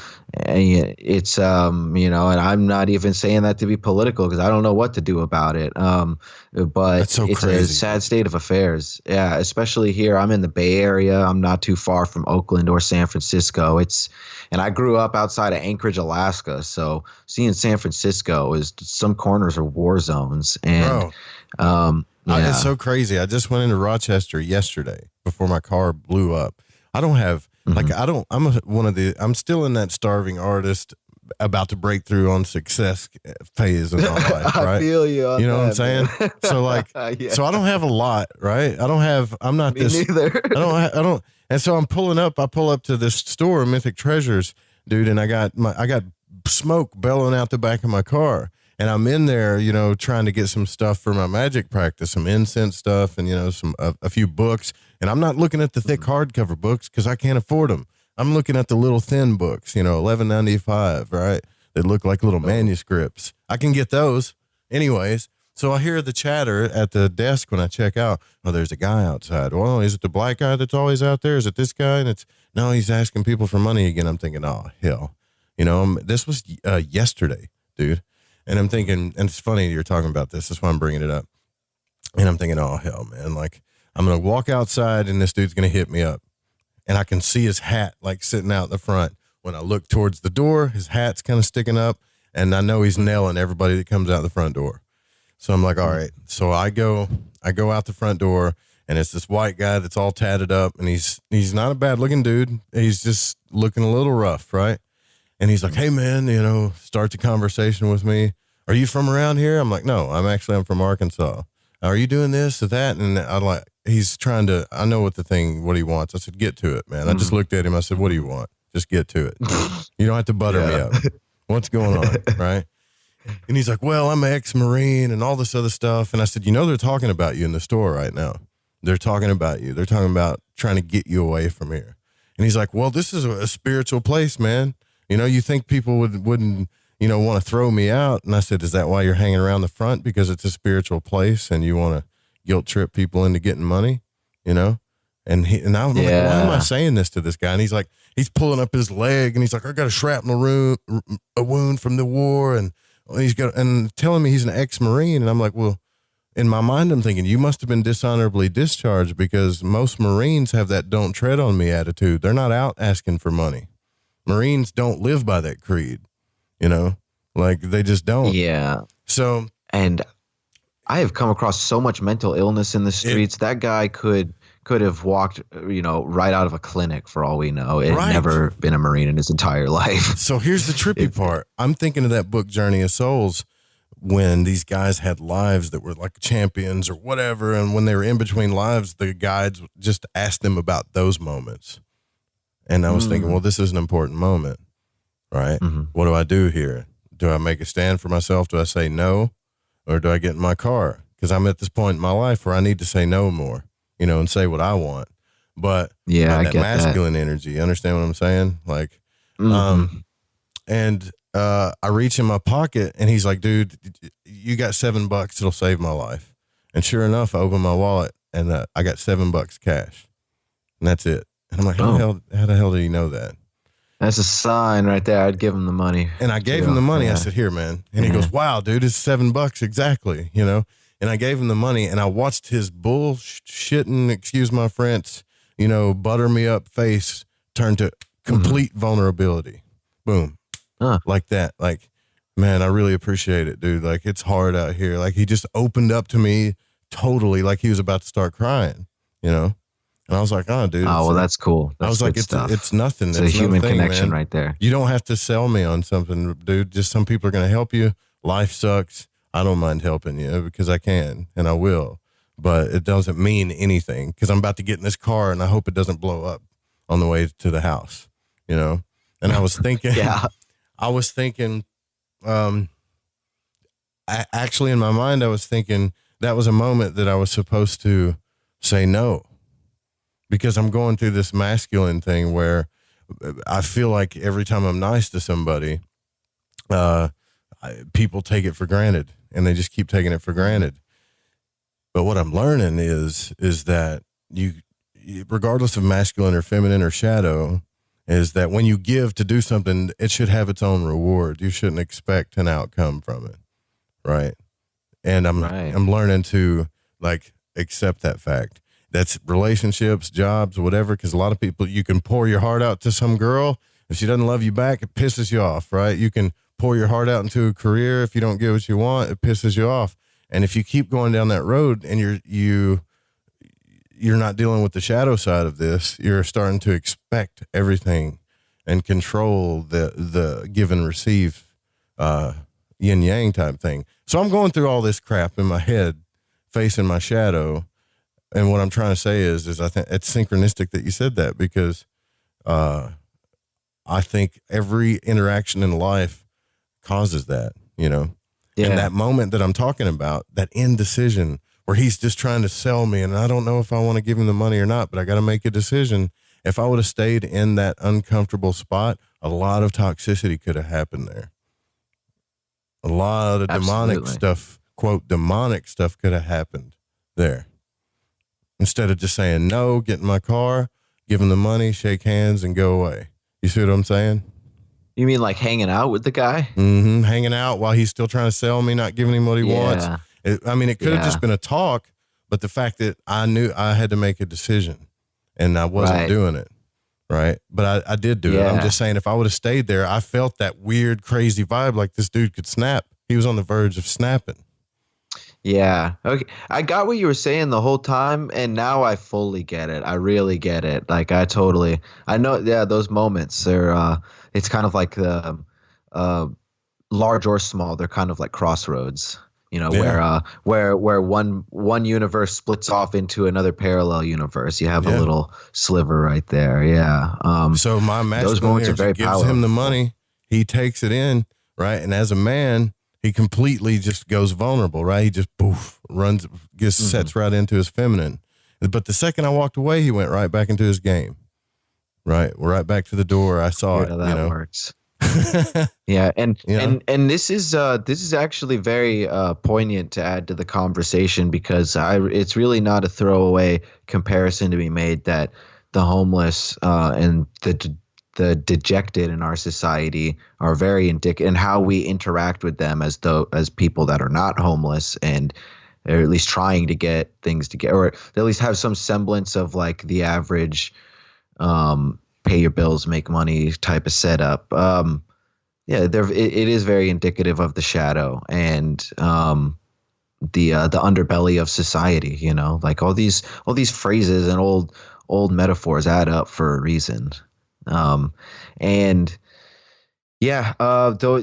moments of change, those crossroads in life. The crossroads is a very spooky metaphor in and of itself. So that lends to your whole demonic context there. And again, demonology, very, very fascinating, because we talked about the evil a little bit. And then we also talked about some of these like wounded, dejected aspects of us. And, can you give me an example of the Virgil and Mephistopheles for anybody that hasn't read it? Right. Can you kind of walk us through like a short scenario or something that you read so people understand what you're saying when it comes to how to deal with it? You know, I don't think everybody's read that. Fair enough. Yeah. So, for Dante, he was, in the wilderness that represents the great dude, the wilderness and that whole like spooky, like cabin in the woods horror motif that is kind of seen at the beginning of the Divine Comedy. That very much is also a representation of the shadow that you can see recurring. The woods especially at night. That's where all the unexplainable phenomena is supposed to live throughout history. And that's where Dante is called to by Beatrice. But he doesn't meet Beatrice until he actually gets to the threshold of paradise, of heaven. And that which guides him the whole way, is Virgil. And like I said, the pagan, the Roman poet, someone that is actually admirable, but not in a classical way considered divine. And that is that's kind of the shadow in a nutshell. It's something that can't, by its nature, be exalted, but it should be respected. All the same. And then with Mephistopheles, so this is essentially it's the devil that Faust summons at the beginning of the play, because he feels robbed existentially and actually what one of the things Joe just said about people who dive into their careers or anything so completely, but especially their careers, and they feel pissed off and robbed of something because they did not deal with the shadow complex incorporated in what they were trying to do, and things come back to bite them. Well, for Faust, it was coming back to bite him. He had so many intellectual pursuits and achievements that he felt very jaded at the end of his life. And so what he does is he actually summons his shadow, and instead of using it in this Solomonic sort of way where you acquiesce them and contain them, you understand them and contain them, and which is also in this Buddhist sort of way, like a very Eastern approach to demonology is, which combines kind of like the wounded and the child, or the wounded and the evil, is like uprooting. Once you understand something fully, then you take away its power. Faust summons his shadow, and because he wants to, again, not in that uprooting sort of way.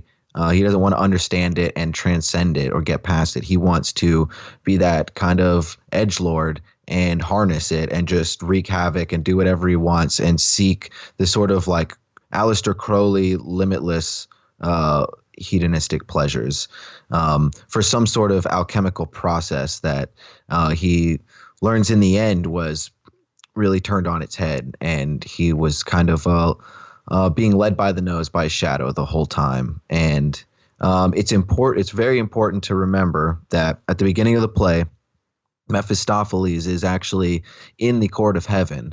All the angels are singing the praise to Yahweh, and Mephistopheles, which seems to be, even though he's presumably an angel, he's presented as such, and he's the shadow in heaven. He's the one who's respectful.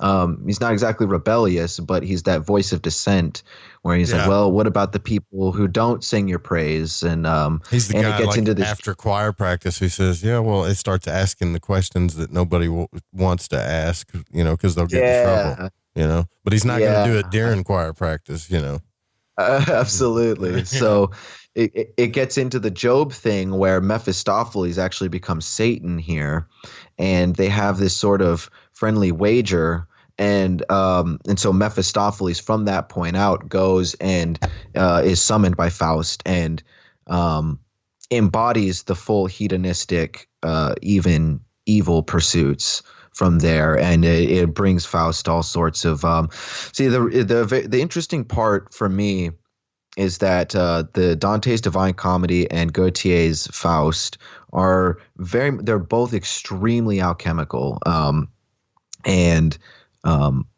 they are kind of inversions of the same story, whereas Dante is being led towards God and that transpersonal state of divinity and gnosis even. Faust is being led in the opposite direction. He's being led out of paradise and into hell, essentially.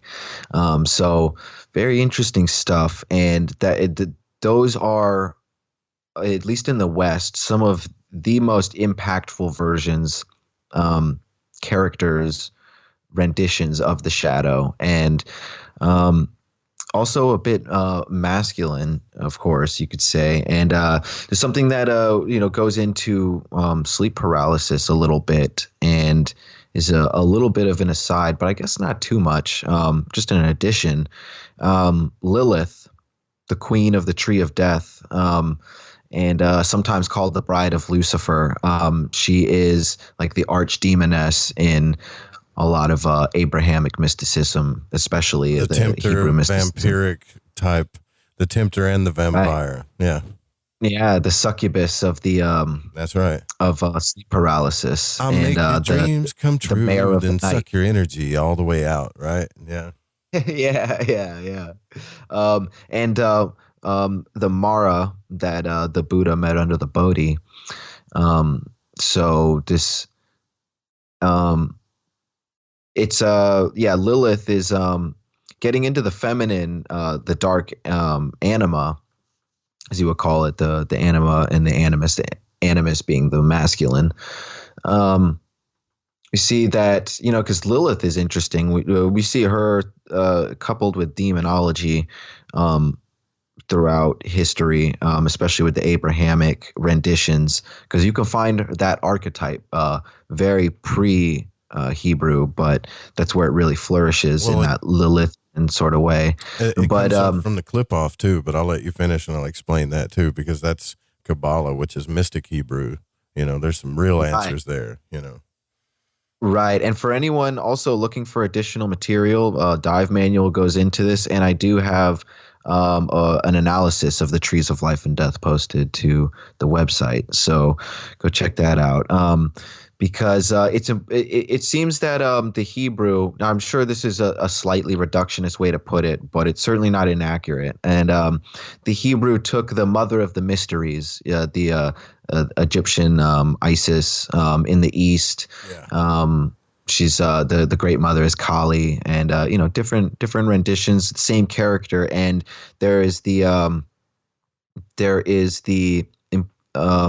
takeaway that just because something comes across a little scary doesn't necessarily mean it's evil at all, because the divine mother, the great mother, is supposed to be wrathful the same way that a mother bear protects her cubs. Right.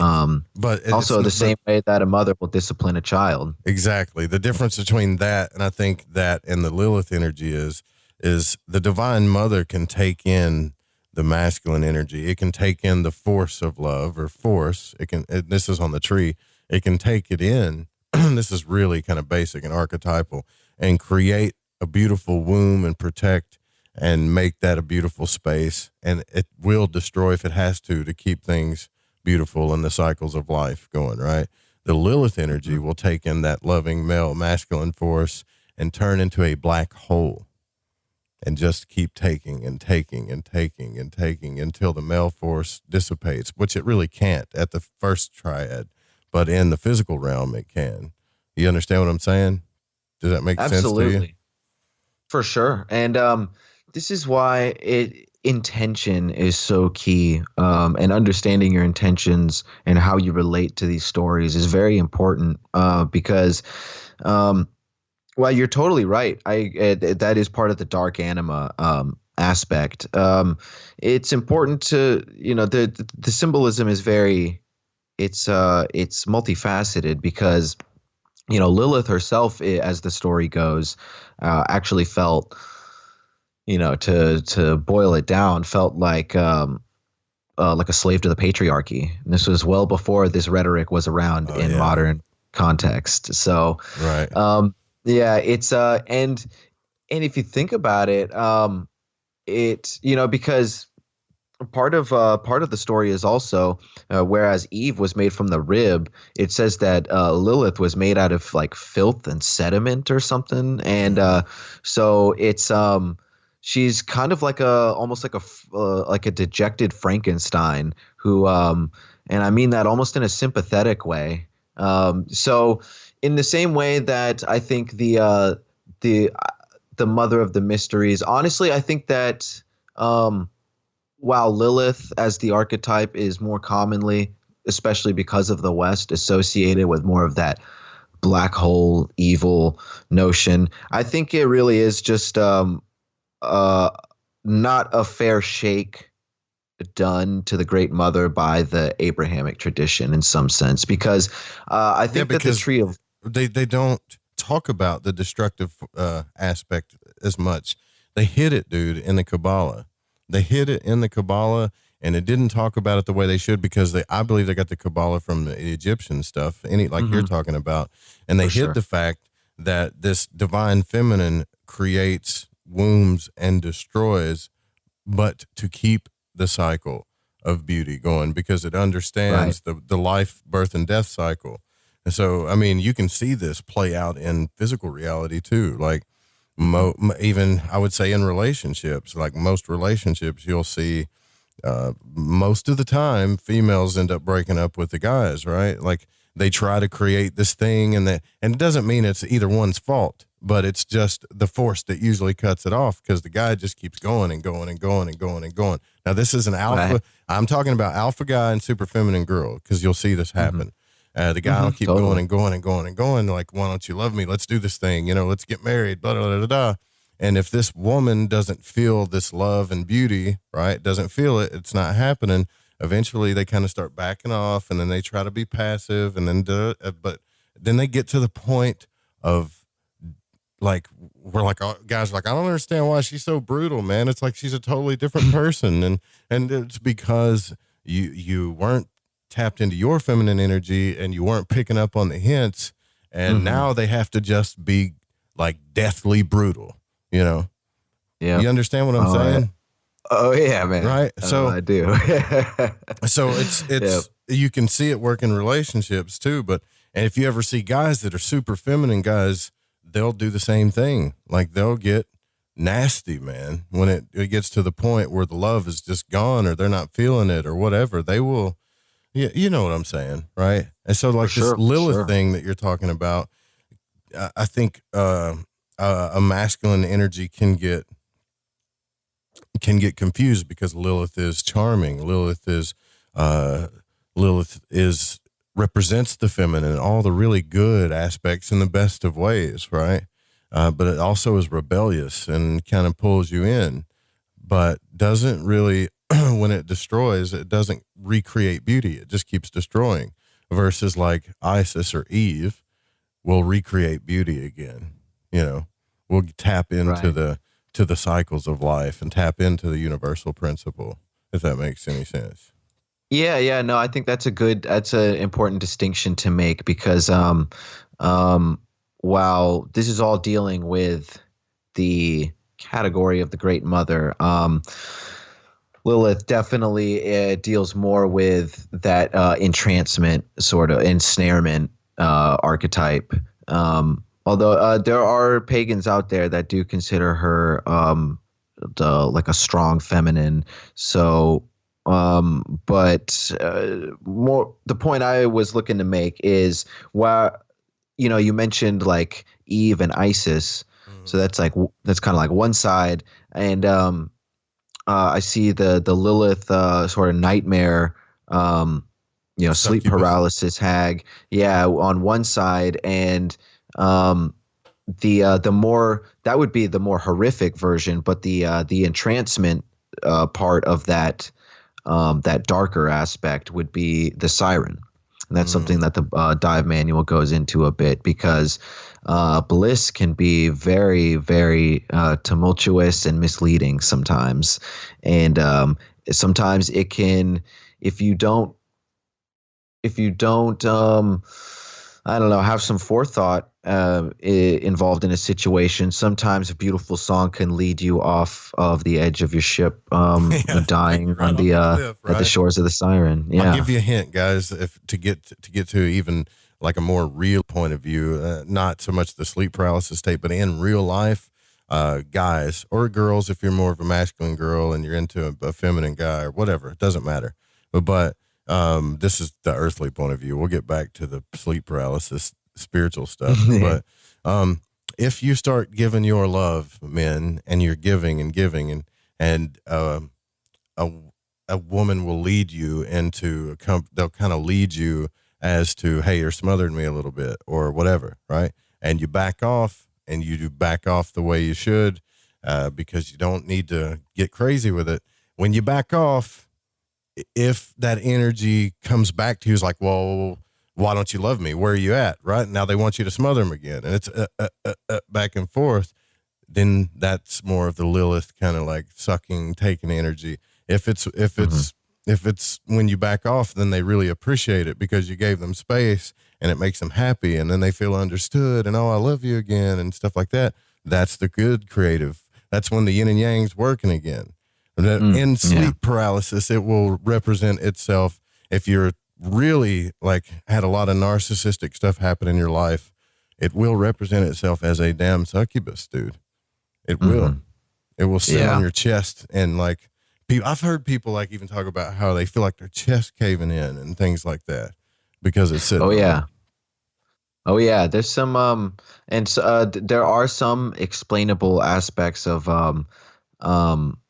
the intensity with the compression of the chest and things, but even that said, there are still some really strange aspects to sleep paralysis that I think harken to the Fortean, even like demonological. Like the sleep paralysis makes my mind go into the John Keel mode.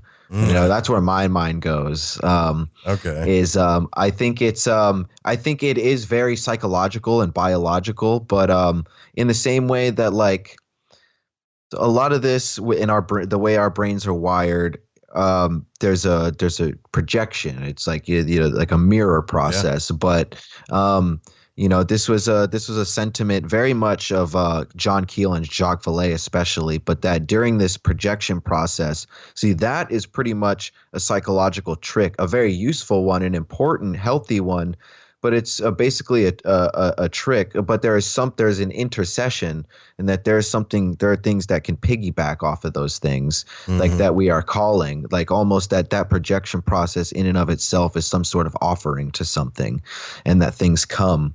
And like you're throwing out a line and they bite, whether it's good or bad. That gets where it gets creepy. Yeah, exactly. So someone said Joe just said reeler. Yeah, if you're looking for like proper grammar from me, you got the wrong guy. Because I'm gonna say stupid stuff all the time. But you get what I'm saying, hopefully. Yeah, no doubt. Oh man, we only got a few minutes left. I mean, I'd be more than willing to talk more with this about you, but dude, like you really, when you start talking about this stuff, I start thinking about how does that play out in reality, right? Because I've went through the sleep paralysis, the succubus stuff, like even when I was a kid, man, I used to have these female figures like come in and just like, I'll tell you after the show, but it's like crazy stuff. When I was a little kid, they used to come in to my grandmother's house, dude, and just attach themselves to me and pull stuff out of me, so to speak, right? And then leave. I can get into more detail. I'm not going to talk about that on the show, right? And so I feel it. I kept having that happen to me in my life, in the dream world and in physical reality too, right? So very fascinating and archetypal. Yeah. And so another thing that would happen is in physical reality, if something other than that even resembled that came into my life, like a good thing or a good feminine presence, you don't know the difference anymore because you're traumatized from it all. Wow. And so you have to face that shadow. You have to face it. Boom. Regardless. Full circle. Exactly. You got to face it. You cannot avoid it. But you don't want to deify the negative aspects of yourself. Exactly. You also don't want to ruin the wounded, dejected aspects of yourself that are worth salvaging. And also, so I know we're getting closer to the end here. Wanted to say, like, I didn't think we'd get into relationship kind of stuff, but it's really important. I mean, it's very pertinent to the conversation of the shadow, because this is something you find even in really dry esoteric works, like old esoteric tombs and stuff. Like even the Hebrew mystics, the Kabbalists, they were talking about how love is the most sacred projection process of all. honestly, I look at everything as a relationship aspect. Even the exchange I had with that guy, with the money and all that stuff. Like for sure, for some reason, I focus in on the elements and the masculine and feminine. Like I just see it in everything, dude, and every interaction. Me too. I see it play out, right? And so I feel like if I can identify those things, it teaches me how to better understand the fundamentals of what's going on in my dreams, what's going on in the astral realm, what's going on in physical reality. Because for some reason, I've adopted this hermetic Kabbalist point of view about things, right? And it just works for me. So that's why my conversations always tend to go around stuff like, the occult, the elements, sacred sexuality, the Kabbalah. Like my conversations always. We have the same lingo. You end up going back to that, Yeah, no, we think very much alike. And it's just to kind of hit the nail on the head with the relationship thing there. Because I know that it's been brought up, but there's so many things brought up. Like part of that projection process, again, is the trees of life and death. The tree of life being the masculine, the spirit, and the tree of death being the feminine. And the tree of death is, you see, the way I look at this is the tree of death is very demonological and represents diagnostic tactics. And whereas the tree of life is something that should be exalted, but it's not a matter of masculine over feminine. This is ultimately the union of the two. We're looking at the sacred alchemical marriage, right? Here, the two forces in the universe. Thereof. People get that. Exactly. People get mad at me because they're like, "Oh, all girls don't resemble death and this other stuff, and guys don't resemble all the." It's not it at all. It's the two forces in the universe and how they work together, right? Yeah, I mean, sure, they're in each and every one of us, and they come out in different ways, but it's not that simple where you can just label it guy or girl. I'm glad you said that because people get angry about that, right? Because it's not even guy or girl. It's not that at all, Right. These are archetypal forces of nature. This is the actual physics of because these forces of nature exist far beyond the human experience. And one of the ways they coalesce and intersect with the human experience is what we call masculine and feminine. But it exists far beyond our scope and frame of reference of sexuality or gender identity. We're looking more at things like a proton and electron here than penis and vagina et cetera. You have to understand that first, and I wish we could keep talking about this. Then you can see how it manifests either in healthy ways or in negative ways in those aspects. But if you come from that aspect first, it's like, to me, it's like you're missing the whole picture. You're missing the whole picture. Absolutely, 100%, and that's why a lot of people are. That's one of the obfuscations because, the occult isn't really hidden. You just have to know what you're looking for. And it's kind of hard to know what you're looking for sometimes. Yeah, it really is. Yeah. For sure, man. We got to come back. You got to come back. You're coming back, right? You're going to do this again? Oh, for sure. Most definitely. Cool. Well, you guys go to the website, divemind.net. Is there anything you want to announce or anything before we let you go? Like any new shows you're going to be on or... Because I know you got your own followers too. Yeah, they're around, slowly accumulating more and more. I do have some returns that I'll be doing to some shows, but nothing lined up yet. I could say that the next show I'll probably be on, it'll be the next or the second to next or something. I'm going back on Mike and Maurice's Mind Escape. That's a fun show. I don't know if you're familiar with them, heard about that. Interesting. They're fun guys. They're really great, good people and thorough researchers. So good stuff over there. And I'll definitely have some more shows coming up. I got some stuff in the works. I'm looking to. I can't say when it's going to happen, but I'm looking to start my own recordings at some point. And definitely keep checking up on Dive Manual or DiveMind.net. Go purchase Dive Manual, look at some of the excerpts and some of my other interviews you can find on Spotify. You can find it all on the website. And keep your eyes peeled for Hunt Manual. It will be coming out. I can assure you of that. All right. Well, we got to get out of here because I'm already into somebody's show. So Thanks everybody for listening. I really appreciate it. Thanks for having me on, Joe. Oh, absolutely, man. We'll do it again. You guys have a good night. We'll be back tomorrow night. Sweet dreams. I kind of want to say that creepy, like, sweet dreams. I like it. Kind of got like a Clive Barker sort of vibe. Yeah.